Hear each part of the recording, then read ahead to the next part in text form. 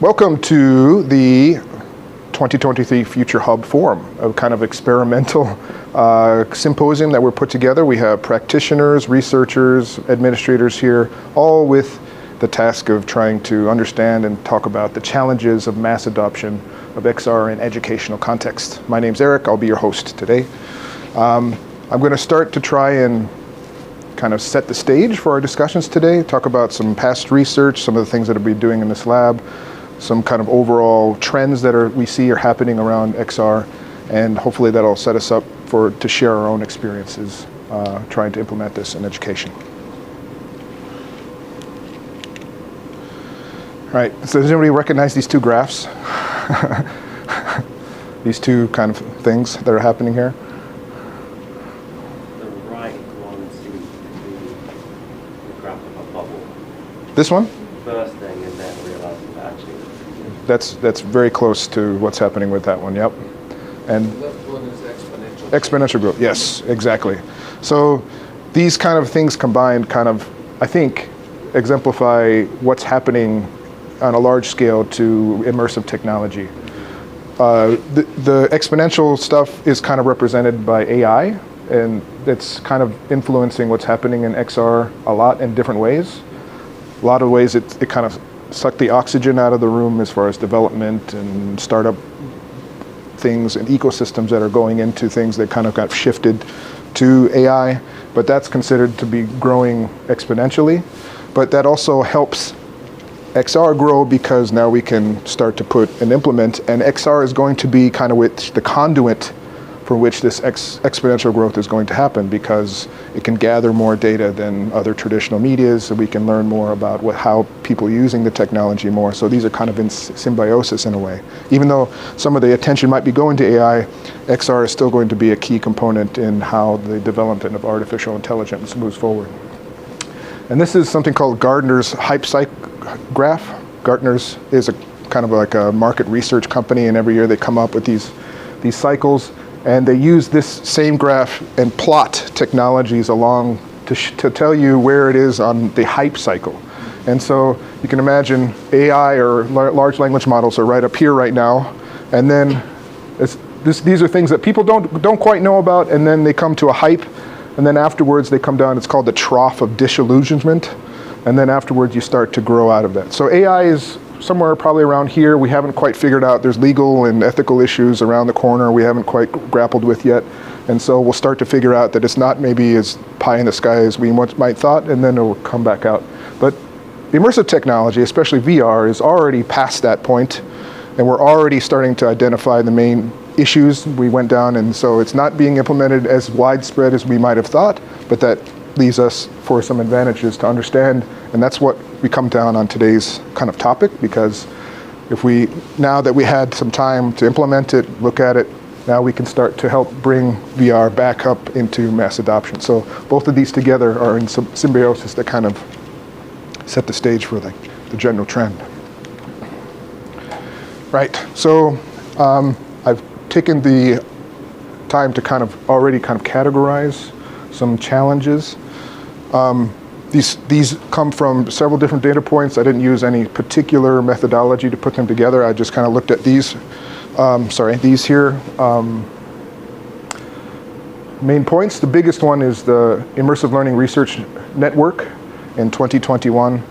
They did a survey of educators all around the world. I think it was a pretty big sample. It was like 1,200 people.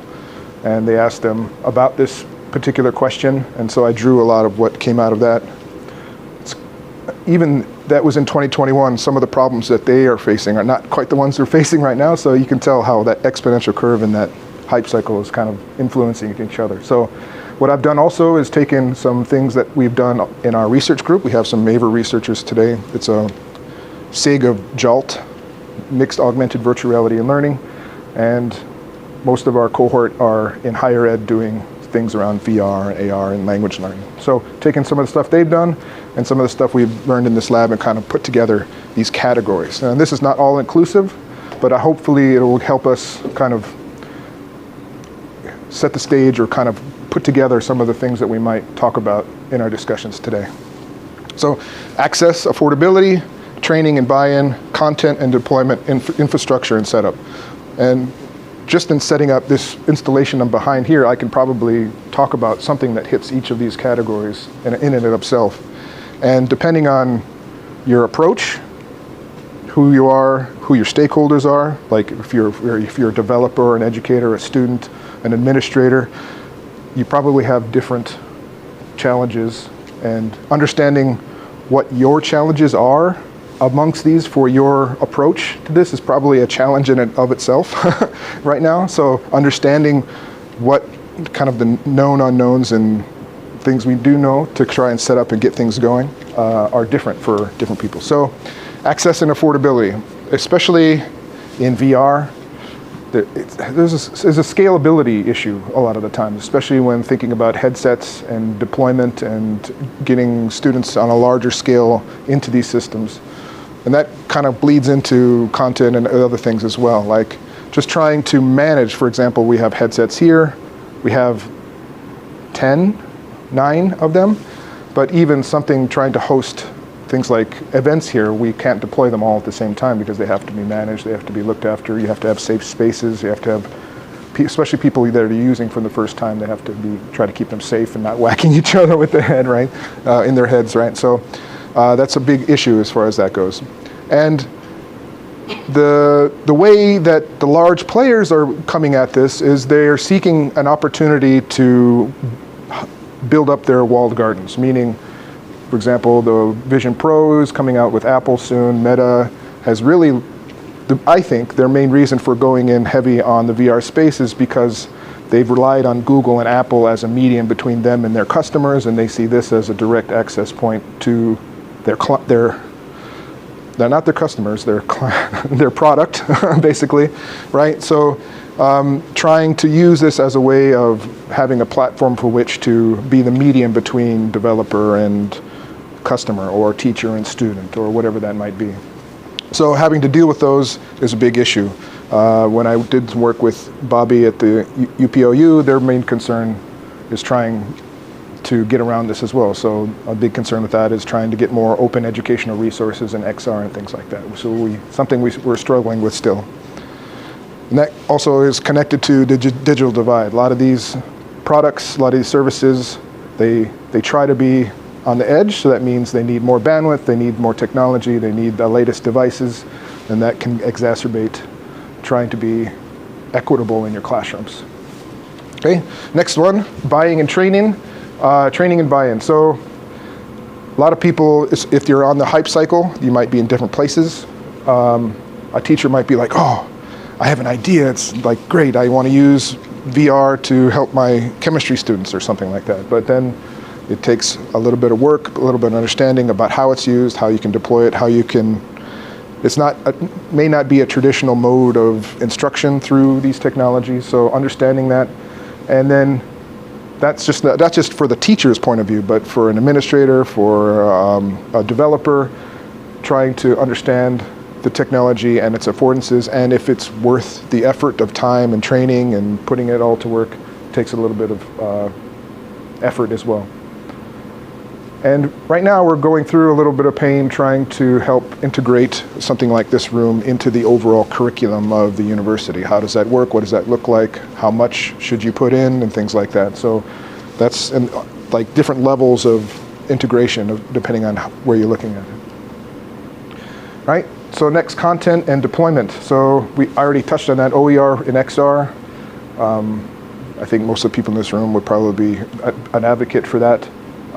Most authoring tools, development tools are supporting this kind of idea, right? We saw this just 2 days ago with the announcement of Unity. Is anybody aware of this announcement that came out recently?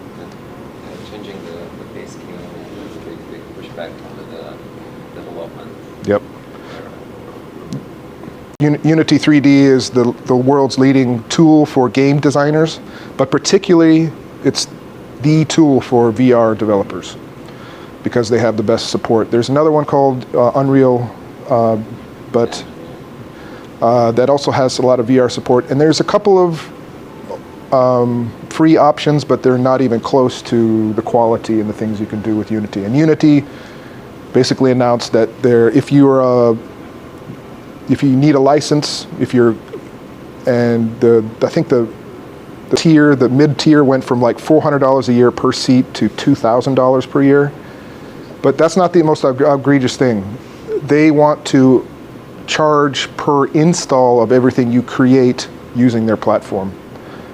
So this is, like I said, this is where we're fighting against, because if you're going to do that, then you have to set up a system where you are the middleman between the developer and whoever's consuming your product, because then Unity is going to have to verify every installation of things that are made using the platform, and they're going to charge the developer every time it's installed.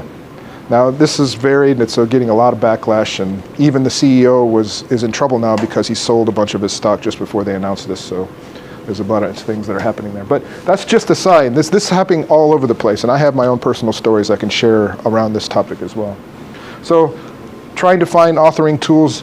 I was recently at a expo in Singapore talking to professionals, and I always ask them, like, because they got these great tools, can your authoring tool make OpenXR stuff? And they're like, no, we have to pay the bills. It was basically the answer I got multiple times. And so it's really difficult, even from a business model perspective, for them to support these models. So it's really challenging. Right, and next we have the support and structure. So what we see here today in this lab is I've been trying to get something like this space, this installation, since I started here in 2018. It takes time to kind of get the idea out there and have support with it, and have the space to do things like this. This became available. Personnel, if we didn't have somebody like Manabu Nakahara, who is also a very heavy VR enthusiast, to say the least. He's really into this stuff, so he's spending a lot of his own personal effort into helping supporting these spaces. And also the policy. This is also a bigger issue, like to comply with things, if you're in the United States, like COPA and HIPAA, because our devices are collecting more data than usual. So if you have, for example, K-12 students, and you have some issues around trying to have privacy, we know this is a bigger issue than just having a phone or something in the classroom and collecting data. We can de-anonymize. The latest research out of Stanford is very worrying. Basically, from 5 minutes of head tracking and body tracking data, you can de-anonymize a person better than a fingerprint scan or a facial scan. So you think you're private because you're an avatar in VR, you're moving around, people don't know exactly who you are, but the data that's collected about how your head is off the floor, where you're moving your eyes and your arms and legs, says more about you than a picture might. So having policies around that is going to be a tricky and muddy water moving forward as well, right? And there are more challenges that I probably can go into, but I hope this kind of helps us kind of frame our discussions moving forward today. And so I like to stop with this particular framework. Is anybody familiar with DICE? Maybe, yeah, DICE? Not the dicey roll. The framework. So this is from Jeremy Bailenson. I just mentioned Stanford earlier. He was one of the earlier founders of the Virtual Human Interaction Lab at Stanford. They do a lot of groundbreaking work there. And so he wrote a book, I think, almost 10 years ago, called Designing Human Experiences with VR or something like that. I don't quite remember the title. But it's why do we use VR, right? Trying to give a framework for when it's appropriate, right? So a lot of times we do use technology for technology's sake, right? So instead of using something that's flashy or might work, we want to use VR, especially maybe AR as well, when something's too dangerous to do it in real life, or you can't even do it, it's not possible because it's too far away or it's on another planet. Or it's counterproductive, meaning it takes more effort, or it actually goes against the thing you want to teach if you went there in real life, but if you can simulate it, it's actually more helpful. Or of course it's expensive. And this framework was great initially, right? Because it helped spar, there's a lot of things happening in vocational training around virtual reality right now. So people doing, for example, underwater welding or fixing aircraft engines or things like that. It's wonderful and great. But now that we're starting to bring it up into mass adoption, this framework is going to be pushed to the limit and needs expanding. So the idea of being too dangerous or impossible it might just be more convenient to do it in VR, especially with a group of students in a classroom, right? So you have to weigh all of those challenges and privacy issues that I said before with an expanding case use or rationale of why we put these technologies to use as well. So I wanted to put this out there as kind of like not only are there challenges, but there's reasons we should face those challenges, and those are changing as well. All right, hopefully I didn't talk too much. So I'm going to stop this initial recording, and what I'd like to do now is I'm going to take a short break. You can collect yourselves, and then I'm going to ask you to come up and give a story of either a challenge that you faced implementing VR, XR, AR, anything in your situations. It could be a story, it could be an experience, it could be an overall thought you had. It's really vague, it's really open. If you don't want to, that's okay, we're not going to force you. But we'll take a quick break, and then we'll decide who's going to come up and share their stories with everybody. Everybody all right with that? Any questions before on what I said so far? Yeah? Just your story about Unity. I read, though, that the licensing fee only applies to products that have more than 200,000 users. Yeah, there is. Or $200,000 or some number of units. They have 100,000 copies or something sold or something. there are tiers. And then it's 20 cents per license. So yeah, if you are big enough and you think you're going to have millions of installs, you can get an enterprise license and negotiate directly with Unity and keep those per installs down. But if you're a teacher, fledgling developer, you're going to Still free if it's a nonprofit or. that probably is true actually. So I think there was a little bit of an overreaction. Probably Unity didn't explain it very well. That's true. There is a threshold that which if you are under, it's still free. The problem is with the communication from Unity about how they're going to implement it, how they're going to count all this like interface, how this is going to Yeah, exactly. How are you going to implement that? Yeah. Rather than it's kind of shock. Yeah, and the reputation of the CEO that wanted to implement it wasn't so great, so people were basing it upon his past policies.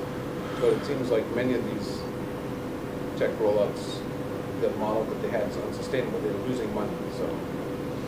But that's also worrying because, I have stories about this as well. You have an agreement with a vendor to start developing something, but something changes, and then you could be in mid-development, you could be in mid-semester, and things change. Things are going to be, it's that firm ground that you're standing on a lot of the time. Yeah, thanks. That's a good counterpoint to that one. Cool.